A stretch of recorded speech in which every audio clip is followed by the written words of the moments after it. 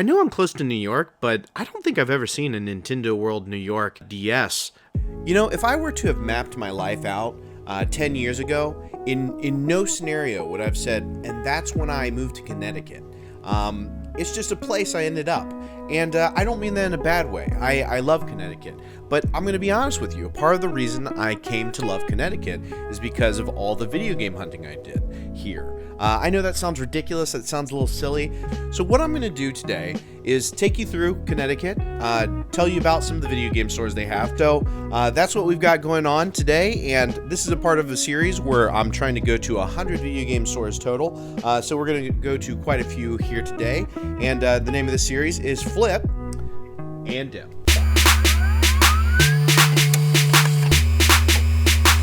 The name of the first store we're going to is Retro Games Plus in Norwalk, Connecticut. Now, the reason we're going here is because it's one of my local stores, and because of that, I go here often. Now, I'm not gonna lie, it's a relatively small store, but what they're able to pack on the shelves is fairly impressive. For example, this copy of Return Fire. I was looking for this forever, and now all of a sudden it's here, and it's cheaper than what I bought it for. Now, I wouldn't necessarily call this a chain, but there are 5 Retro Games Pluses across the way. So originally I started going here just because it was close to where I lived, but as I went here longer, I didn't understand why the branding and the name of the store was the same as the store that the Pixel Game Squad in LA always went to. It wasn't until later that I found out that Chris owned both these stores and the stores in LA. Chris seems like a very solid dude. He's always there on the Pixel podcast, which you should check out, because those guys are always talking about fun game things. What I like in particular about this location is that they always seem to have a replenishing supply of unexpected things. They have VHS, like you just saw, and they have a ton of toys, that sort of thing, and, you know, they've got figurines, you know, other types of collectibles, and not at this location, but at a lot of the other locations they have t-shirts. All that stuff is fine and dandy, but you know I'm here for the video games, and what I really like is they always have uncommon video game types. Like, here's some Turbo-Grafx 16 CD, there's some Neo Geo in here, and, you know, there's all sorts of things you just don't see everywhere. Sometimes they even stock stuff like N-Gage or Wonder Swan. I'm fairly certain that most people are just looking for common games that are just really fun to play, and they've got a ton of those too. But if you're looking for something a little bit rarer and you like the vibe of this place, you should stop on by. Another thing to note, really like the staff here. They're all really friendly, a lot of fun to talk to, and chill dudes. Well, if we've gone to one Retro Games Plus, we might as well go to a second Retro Games Plus in the same state. This one is located in Orange, Connecticut. Now, this Retro Games Plus in Orange, Connecticut is about double the size of the other one, and they have a heavier emphasis on toys and other things. I generally find here that the more obscure something is, the cheaper the price is going to be, but obviously the more popular something is, the more expensive it is. That's great for me because I like to live in the obscure. I like weird things, so I like shopping here. One thing this store does pretty well is vintage tees. Some other stores in the area do it as well, but they don't pick the right t-shirts. They have a great selection, it comes with a price tag, but that's the vintage t-shirt market in general. They've got a pretty great selection of video games here if you're looking for anything common. What I've noticed about these stores is they have a nostalgia scattershot. There's a lot of things in here from different eras, you know, spanning from like the 80s all the way into the early 2000s, that just kind of tickle that nostalgia bone. Nostalgia is a moving target, but it's good to diversify what you're carrying in a video game store, so it totally makes sense why they're doing this. There's no reason that sports basketball should be more expensive than Bonk's Adventure. That being said, I'm grouping the ratings of these two stores into one. They're very solid stores, totally worth going to. You could go to these places a lot, and they're well stocked. They don't just have video games, they have a lot of other stuff too. They also get bonus points for the Retro World Expo. So we just got done going to Retro Games Plus. Part of the reason I always go to that one is just because it's in the Strip and there's a ton of little game stores here and thrift stores all at once. On this one road in Orange, Connecticut, they have a Retro Games Plus, Game Exchange, and then 2 thrift stores. They have a Goodwill, and then they also have a Savers. So if you're trying to hit multiple stores all in one day, you can hit all of these in like an hour and a half, you know, if you're a slow shopper like me.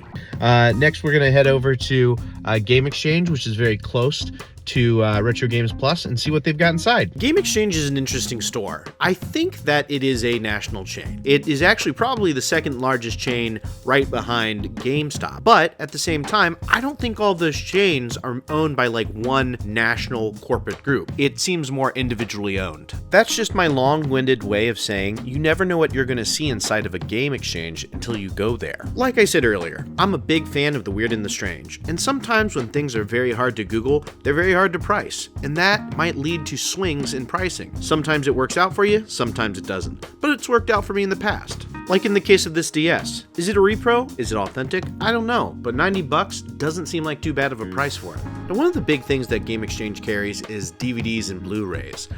They have a ton of these. I'm not a huge Blu-ray and DVD collector, so I don't pay it no mind, but if you're into this, you can get them here. They also carry old records.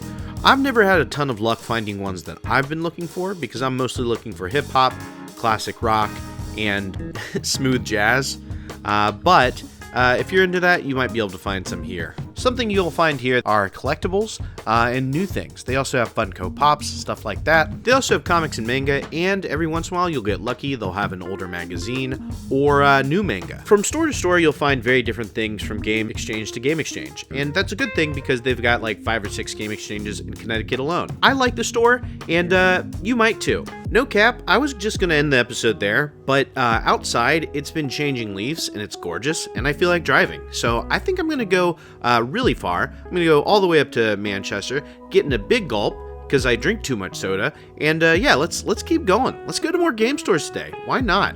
Just got here to Manchester, Connecticut. We're coming down this way to go to 2 game shops. There's actually a couple of other cool things around here. Every other place in the United States, Manchester's clearly named after somewhere in Europe. It's pretty chill out here and it's worth checking out. As you can tell, I'm clearly nailing this interstitial part of the video. We're going to go to the Grid Games. It's over here in Manchester, Connecticut.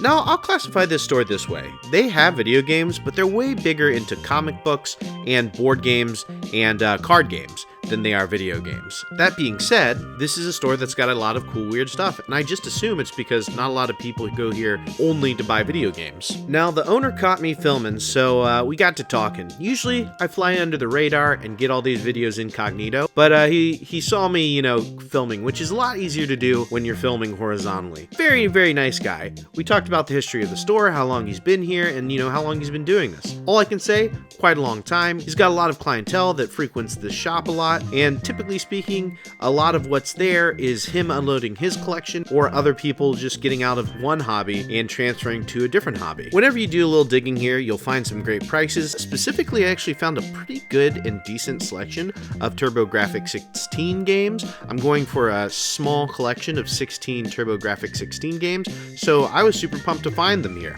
At the end of the day, you can tell that this store is known for community because, you know, half of the store is just tables where people can play games, and it just seems like a great place to gather. The person who owns it, nice fella, and great person to chat with. A hop, skip, and a jump away, or as some might say, walking distance from the previous video game store, is Retro Junk. Now, this is kind of just a vibe check of the place, but it just feels like this is the type of place that Retro Rick would really enjoy. Mainly because they've got a turtle font out front and everything indoors is 80s, 90s, and early 2000s nostalgia. It's kind of interesting. This place is like 2.5 stores. The very front of the store has these toys and is kind of unmanned and has some arcade games. And in the back, there's just a whole different other store, which is mostly video games and the rest of the stuff. For one reason or another, I've actually just bought a lot of Nintendo Powers from here. They're not particularly cheaper than anywhere else.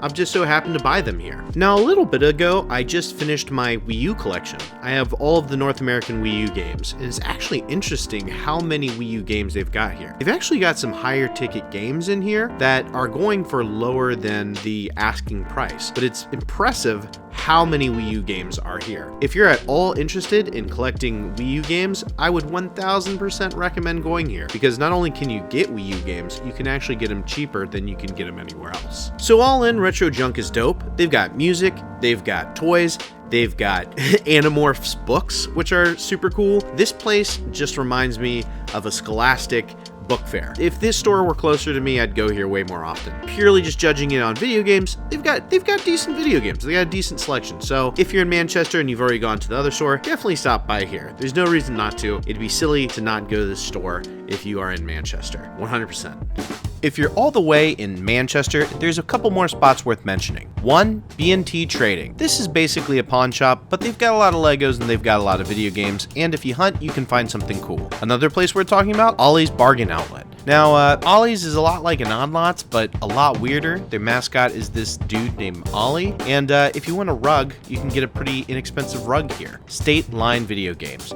This is another video game store that I just didn't have time to go over in great depth here, but it's still worth taking a peek.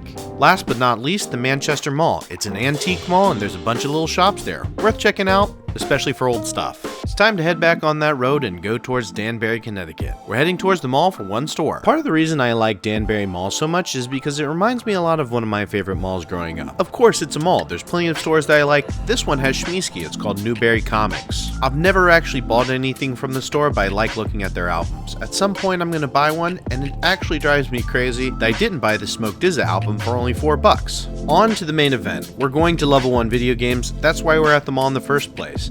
The main reason I like going to this store is they have a pretty decent selection, and they have a mix of anime stuff, video game stuff, card stuff, and then like board game stuff. I'm mostly only interested in the video game stuff, but because there's a lot of other things here, the video games aren't ever too picked over. Their rare case is always pretty well stocked. Sometimes the price is a little high, but overall, I've gotten more than my fair share of good deals here, so I've got nothing to complain about. But I've got a backlog for days, so the reason I'm here is to look at the weird accessories and stuff. Look at this beautiful PlayStation bag. Should have got it. Listen, I love Nintendo Power, but I think GamePro is completely underrated. And, not for nothing, Nintendo Power was Nintendo saying, hey guys, Nintendo games are great. Whereas GamePro was like actual reviewers saying, hey, this is what's good and what's bad. This Boys Life magazine has no business being in here. It's like the official magazine of Boy Scouts. I used to get this when I was a kid, and I remember this exact issue because on the back, there is a Virtual Boy you can win. There you go, right there in the middle. Not well cameraed, but I'm picking this up. This is a video game store with a ton of anime and board games and stuff like that. If you like that, if you're into it, you should come here. And if you don't like that stuff, you should come to the mall anyway. It's a decent mall. I'm leaving here today. It looks like they're building a round one. I think they have claw machines there. This is what we got today. Several Turbo-Grafx 16 games, this Nintendo Power from Retro Junk. I'm about 2/3 of the way through a complete Nintendo Power set, so it's good to grab a new one. I went ahead and picked up all the GamePro magazines they had. They weren't too expensive, and I have a discount card there for 10% off. Not too bad of a price. I picked up this Boys Life magazine too, mainly because it had a Virtual Boy on the back, and I think these little fundraiser things for kids are always interesting, but maybe kind of scammy. Well, I hope you enjoyed episode 2. We didn't go to every single place you can go in Connecticut, but we went to quite a few video game stores. There's probably a couple more here and there, but those were all the video game stores I could get to in like one day. Well, I hope you're liking this series. If you do, drop a comment, add a like, subscribe, do all that sort of jazz, and, give me suggestions. If you've got a video game store you like in your state, let me know. I'm always looking to put those on a list so I can go to those stores.